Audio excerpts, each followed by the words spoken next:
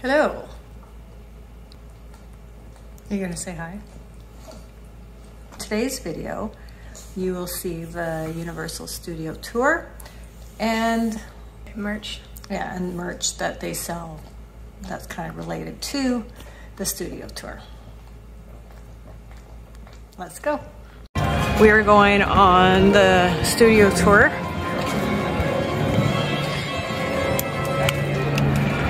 Ten-minute wait. Yesterday we waited almost 2 hours.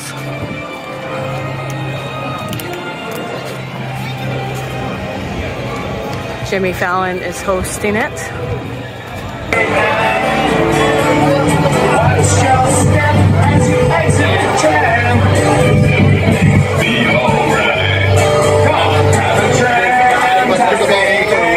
Oh, like they're playing.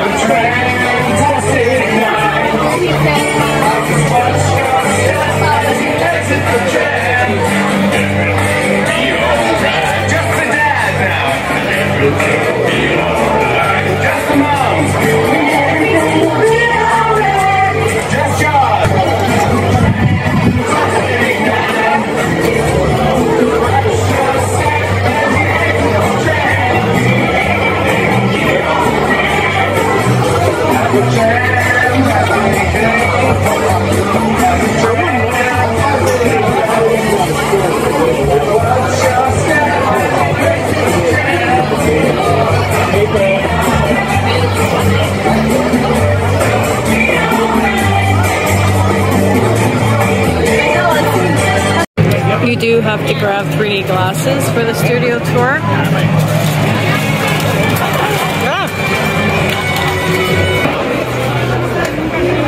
Guide to provide assistance.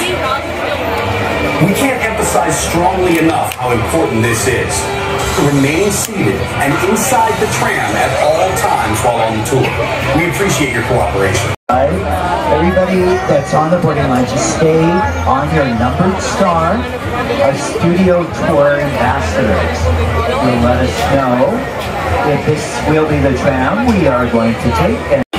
Here to help us get started, my co-host for the tour and the host of the Tonight Show, and that's my jam on NBC, Mr. Jimmy Fallon. You'll peek in there. We call the doors elephant doors because when they're open wide, they're big enough to move an elephant inside or outside the sound stage if you need an elephant for your production. Now, stages 8, 7, along with stage 14, which you'll also see over here on the left. After we turn, it's on the other side of the production vehicles. This area is being used by the Peacock streaming series Bel Air. Bel Air is our reboot of The Fresh Prince of Bel Air, done as a drama instead of a comedy. We're working on season 3 right now. Jabari Banks plays Will. Ollie Sholaton plays Carlton. We see them quite a bit as we're driving by. Bel Air is a show that streams on Peacock, which has a lot of Universal content. But if they're ever filming in the soundstage outside, the red light flashes, called a wigwag light, and if it's on, I'd get off my microphone, and this is what you'd see up on the screen. Now, we will see that on the back lot when we're exiting Skull Island after King Kong 360 3D. The show is created by Michael Schur, who also created The Good Place, which also starred Ted Danson, and The Good Place filmed inside these same stages. I'm going to ask the children up here in the front car. Do you know who the statues are? Bob? Not Kevin. Kevin wasn't there. Stuart. Bob and Stuart are going to be in a new movie in July, Despicable Me 4. 1970, used for the Peacock streaming series Boats, based on a true story, starring Kaylee Cuoco and Chris Messina. Also coming up on the right, stages 18-19, currently used for the first season of Ted Danson's new series, A Classic Spy. Now, a scene from our Academy Award-winning Best Picture of the Year, Oppenheimer, filmed in stage 19. 1995. Many years ago, that bungalow used by the great director Alfred Hitchcock, the master of suspense. He directed classic movies like Psycho. One of the only parts of the tour I can see everybody on the tram when we make a U-turn to go in, and I don't have a lot of chances to do this. So, hi everybody. Are you guys doing good? These are the people who are following us. You guys good too? How's the back car? Everything in the back? Do you guys want to see King Kong? I hope so. We made the turn. We are committed at this one. Our trams don't go backwards. So we're going to go to Skull Island. The movie King Kong came out in 2005 and was directed by Peter Jackson, an Academy Award-winning director. He won the Academy Award for the third Lord of the Rings film, Return of the King. Peter Jackson is going to set up this attraction for us.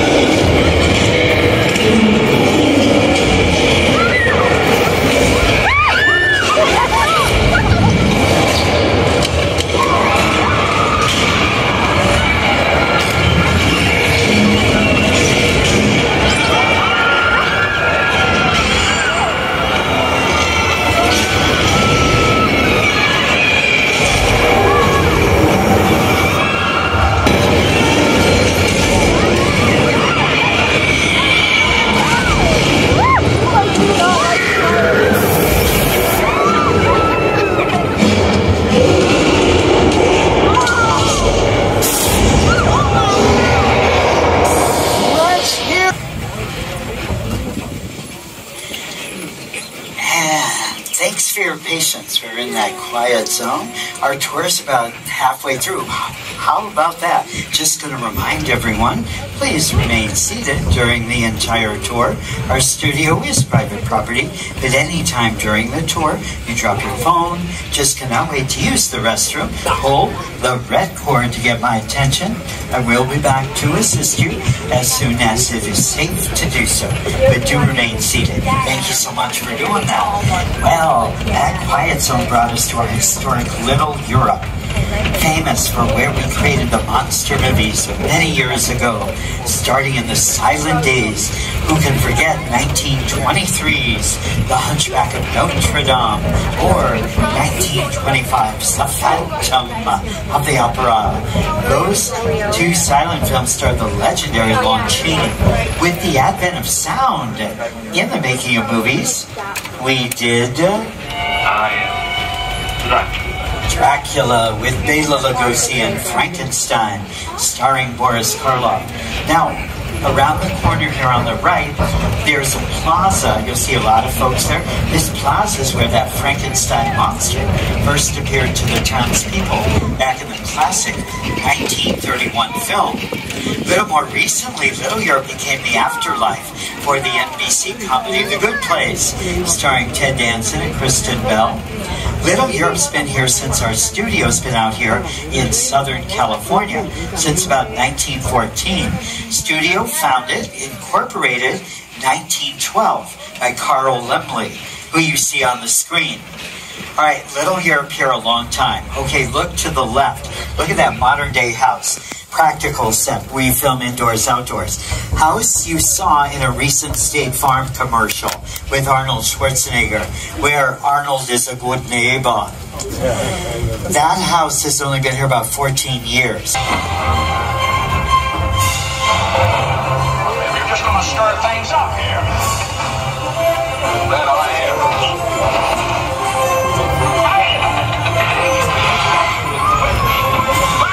Oh, they're fighting in the west, so you know what? I think it might be a good idea for us to head out east. Hopefully a little more peaceful there.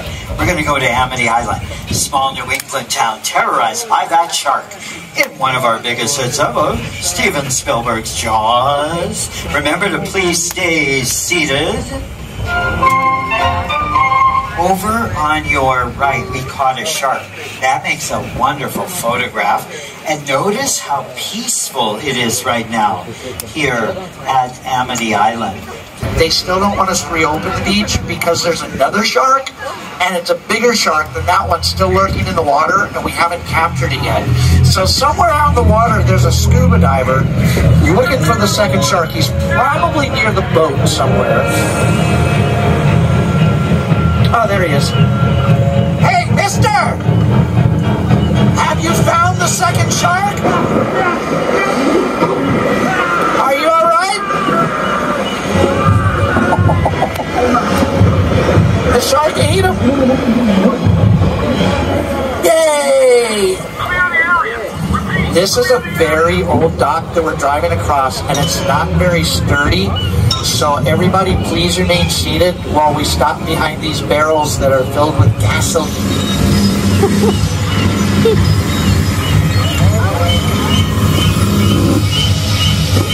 Oh, I didn't expect that. I don't see a shark. I see a shark.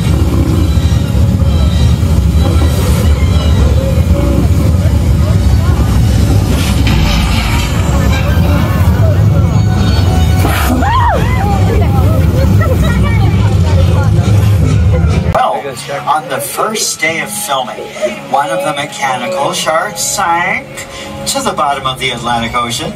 Now, we did retrieve it from the area we were filming at. The movie got made, became a blockbuster hit, nominated for 4 Academy Awards, including Best Picture of the Year. Normally, we keep the sets plain looking, then when a production moves in, we just make the sets look like any city, any country, any time period.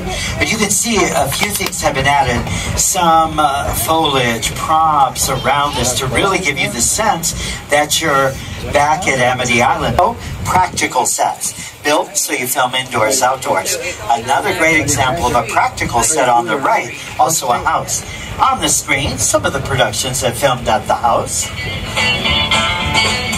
You know, this house is popular for filming.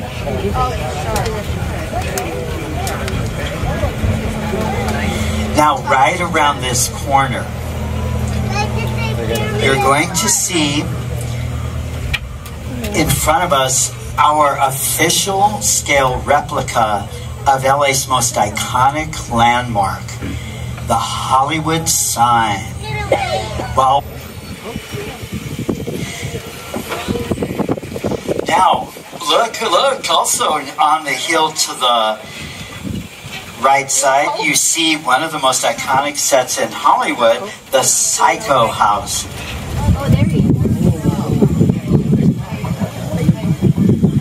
And there's Norman Bates. Uh-oh, what's he got in his pocket there? Oh my goodness, that's not good, is it?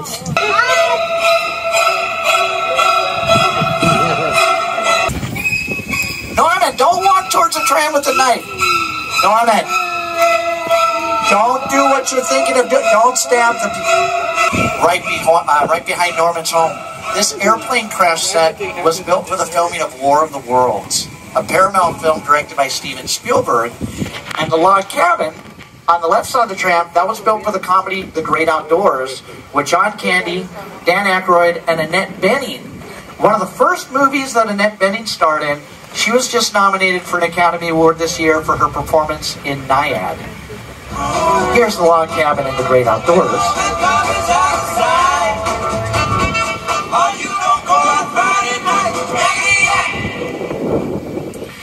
Now look to your left. Do you recognize that cabin? Dan Aykroyd and Annette Bening. Now behind it, you find the push-button waterfall. This was a retired special effect for the studio tour that date backs to the 1960s. So again, this is a sneak peek at what's coming up a little later this spring for our 60th celebration. This route studio, but the Nope set was north of us in the Santa Clarita Valley area of California. When they finished production on Nope, they dismantled this Jupiter's Claim set They brought it to our backlot and reassembled it at Falls Lake, which is over here on the right side. We were thrilled to partner up with a gentleman who wrote and directed Nope. He is Academy Award winner, Mr. Jordan Peele. Movie magic only happens when a team of collaborators, often in the hundreds, work together to take an impossible notion and bring it to life. This is Jupiter's Claim. Over there, look into the winking well and have your picture taken just like the kids in that old 90s movie Kid Sheriff. That's what this whole place is loosely based on. Remember that one? No? What? A little further down, you can see the brand new Star Lasso experience. Built to showcase an unbelievable new live show. It's not looking so live anymore. Anyway, behind this Hollywood fantasy of a gold rush frontier town lies a sinister secret. It is smack dab in the center of a UFO hotspot. Welcome to the world of no. Alright, we're just gonna hang out here for a moment, giving you time to get some pictures of the set.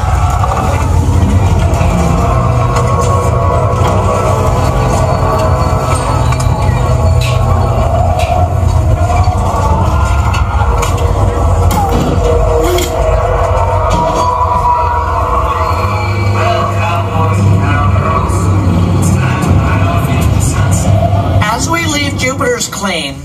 Please excuse me just for a second. I'm going to be right back.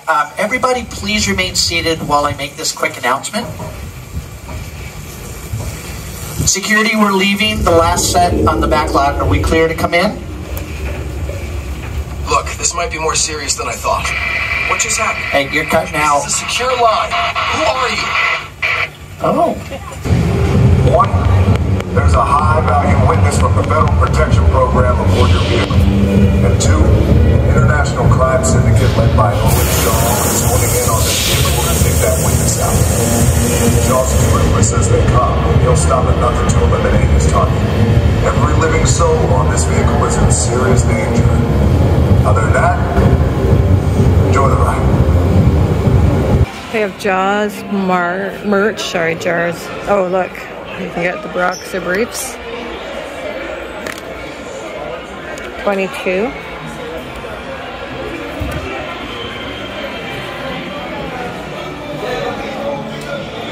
Jaws hats.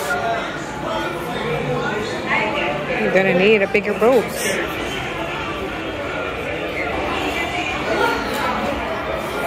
Towels. You got the Amity Island mug. It's fun. 15. What's up, chumps? Chumps? Bates Motel.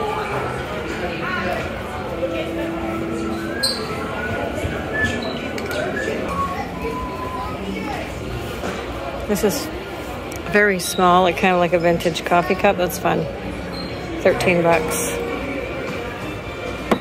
You know what this Jupiter's Nope Claim Nope thing, it was on the studio tour, and I don't know. I've never heard of it. So there's pins, magnets.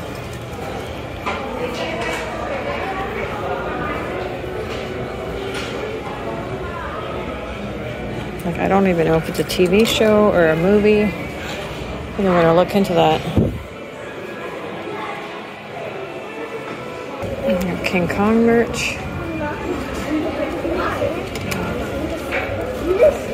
25.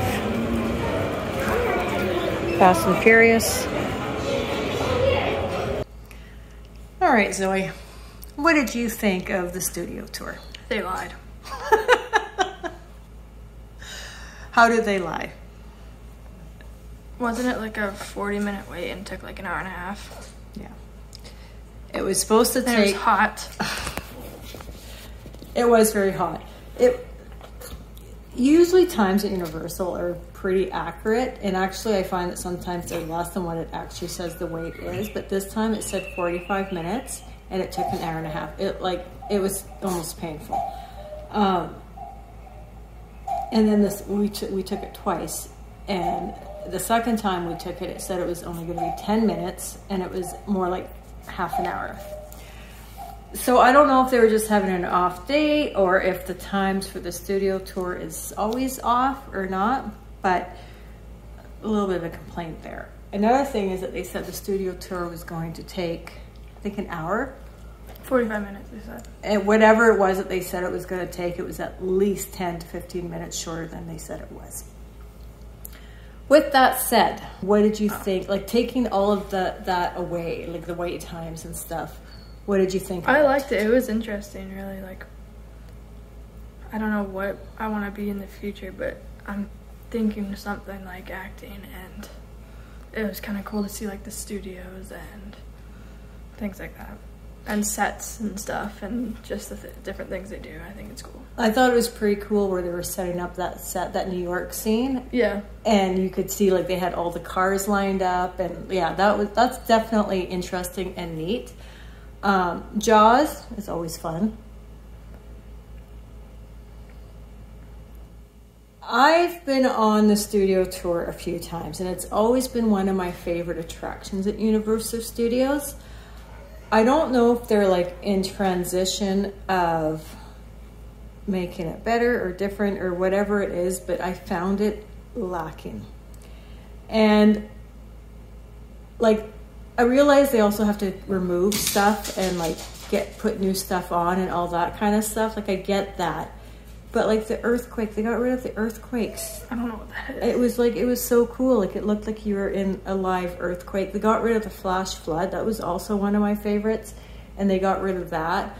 They got rid of like the Bates Hotel was under construction or whatever it was. And so that, like, they still had Mr. Bates come out of a different place, but I don't know. It was just, it wasn't as, I don't know. I was as good as it is. I was disappointed. Like, honestly, I was disappointed. I felt like it was lacking. With that said, Zoe really liked it. But I also had nothing to compare it to. Yeah. What was your favorite part? I liked seeing the studios. Okay. Like, I remember they took us down Desperate Housewives, and that wasn't there either. Like, everything, it just seemed like it was shorter, and like, they didn't really replace the flash flood with anything. They didn't replace the earthquake with anything. Like, I don't know. I liked it, but I liked it way better before. With that said, it's very educational.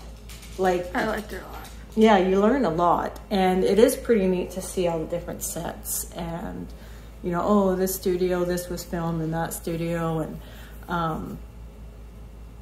and you actually go through live sets. Like, they ask you to be quiet and stuff. If they're filming, then like the red light will go on or whatever, and then you have to be quiet. Yeah, and you figure most people would be quiet, but not everybody respects that.